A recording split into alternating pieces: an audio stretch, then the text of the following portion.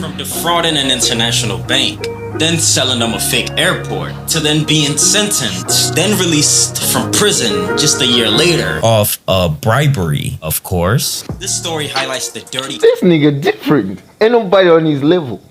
Ain't nobody on his level. How the fuck you scam a fake airport, bruh? A fake airport, and you're African. They underestimate us. They underestimate us. They just underestimate us. It's like, bruh, how?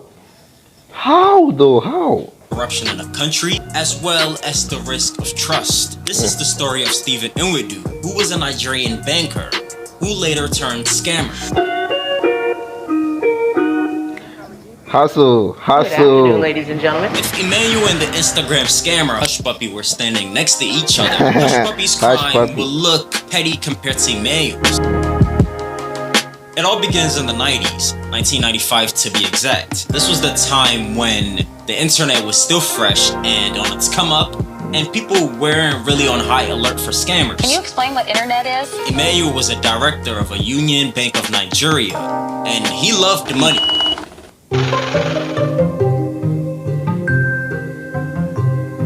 His job as a banker gave him extensive knowledge and access to bank documentations, emails, and secretive credentials that could have allowed him to easily carry out this scam.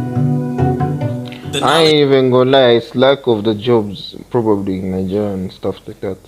You know, desperation gets you somewhere. Where you just that's actually some inspiration from this guy. Because if you really want something, you can get it as long as you try harder. That's just how it is. Anything is possible. Because how the fuck you even fake airports, bro? How? You download pics from Google, paste, and then sell. How do you do that?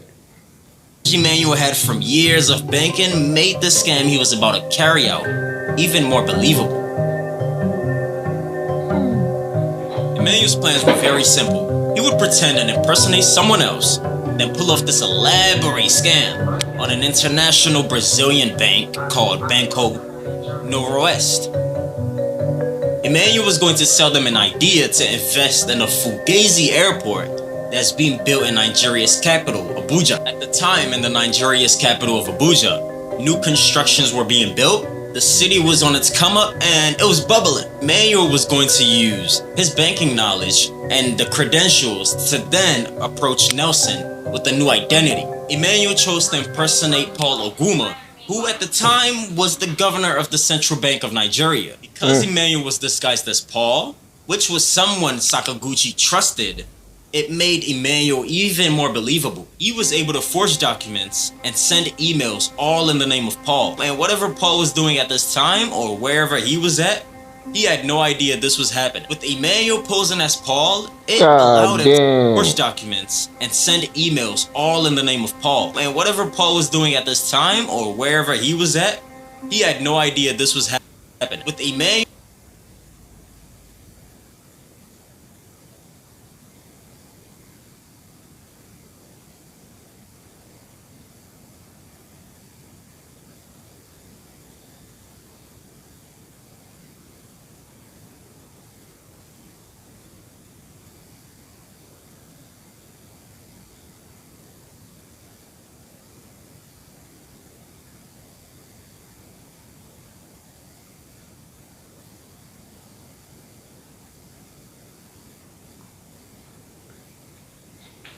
posing as Paul, it allowed him to sign into any account, access confidential emails, as well as sign off on any papers that he needed to sign off on. This made it easy for Sakaguchi to not question anything. Emmanuel wasted no time, then he finally started to talk with Sakaguchi.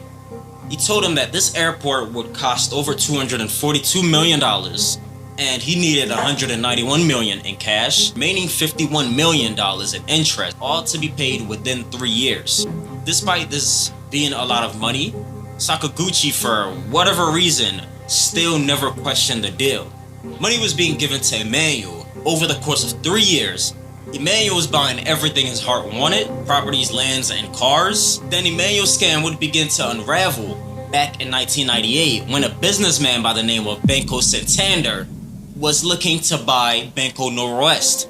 This takeover meant that each and every one of the bank statements, including which money went in and what money went out, would be carefully reviewed. Around this time, the bank executives were having meetings and they started noticing something strange going on with the bank statements. Banco Santander and his associates immediately knew something was off. They were questioning why almost half of the entire bank's capital was sent into an offshore, unprotected account in the Cayman Islands. Nelson, being present at the meeting, didn't have an answer to the question. From there on, the bank started a criminal investigation. Owners of the bank had to pay $242 million from their own pockets, and as a result, just 3 years later, Banco Noroeste would collapse. Now, I can't fathom how... So, I wonder how they felt. Boy, ain't no fucking way, boy. Boy, just... Wow. They allowed a scam like this to happen. I would expect a deal of this magnitude where millions of dollars is involved to have many lawyers and professionals checking over the papers and stuff, but for some reason Nelson never sent nobody to check this land. While Banco Noroeste was collapsing, on his end, Emmanuel was enjoying his the money. People were praising him in Nigeria, Flashing. and he was basking in glory just up until 2004 when he would be put in cuffs, then arrested on 100 counts of fraud charges. In addition to the 100 fraud charges, the court would add another bribery charge because during Emmanuel's court hearings, he would attempt to bribe one of the chairmen with $75,000. In addition to those charges, they sentenced him to a huge prison sentence of 25 years, which he would also be ordered to pay $10 million to Nigeria's federal government. Finally, the court confiscated all of Emmanuel's properties, his lands, his cars, and everything he owned. In my opinion, these punishments they give Emmanuel was very minuscule compared to the amount of money Emmanuel stole. I mean, because of Emmanuel, Banco Noroeste shut down. But the Nigerian wardens, they did not keep their end of the bargain. They started to receive bribes from Emmanuel while he was in jail.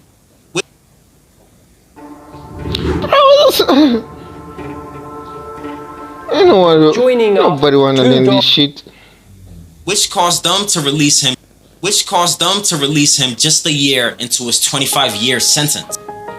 Now, Emmanuel was free, and while he now had freedom, Emmanuel was hungry for revenge. This time, he went against the Nigerian government. Emmanuel quickly filed a lawsuit against the Nigerian government so he could recover his seized assets. His claims was that he had his own personal assets before the scam happened, and he wanted those assets back. Because of the Nigerian corruption, they agreed and gave Emmanuel $52 million of his assets back. But Emmanuel was not done. This time, he was hungry for blood, which comes the summer of 2016 when Emmanuel gathered 200 men to storm a neighboring town of Ukpo. Emmanuel wanted some land in this town, and the people of this town weren't ready to give it up. So him and all these men stormed this town, shooting 4 policemen and leaving 1 security guard dead. After the devastating attack, Nigerian police, they began to investigate what happened. They found out that the 200 people that came and stormed the town had some disputes with the land of Ukpo, and police found Emmanuel to be the ringleader of the 200 men. He was arrested again on 27 counts of murder, terrorist attack, and attempted murder. The thing with Nigeria is, if you have money and a social status, there's really no limits to what you can do. You can kind of just walk all over the laws, which sucks, you know, because I'm from Nigeria. Money pretty much runs the country. Because of Emmanuel's social status and wealth, the state locals didn't trust the police department. They thought that the police department would release Emmanuel again and he would be a free man. I don't know the state he's in. I don't know what prison he's in. No, there's no information online that tells me where he's at. But I hope Emmanuel is in prison suffering a lengthy sentence. At the same time, the Nigerian corruption is still a thing. Who knows if Emmanuel is paying off these police to maybe give him free time for the day. The way he dressed, and in general, the things he wore. This would be the man you this guy. After your dad. This guy. Milk. Ray was known by the neighbors as the clothing seller, but he also had a local reputation as a 419, meaning somebody who does cyber crimes or, you know, online crimes. Time and time again, Ray comes back to the street to sell clothes. After a few years of that, he got a visa and immigrated to Malaysia. Damn, crazy.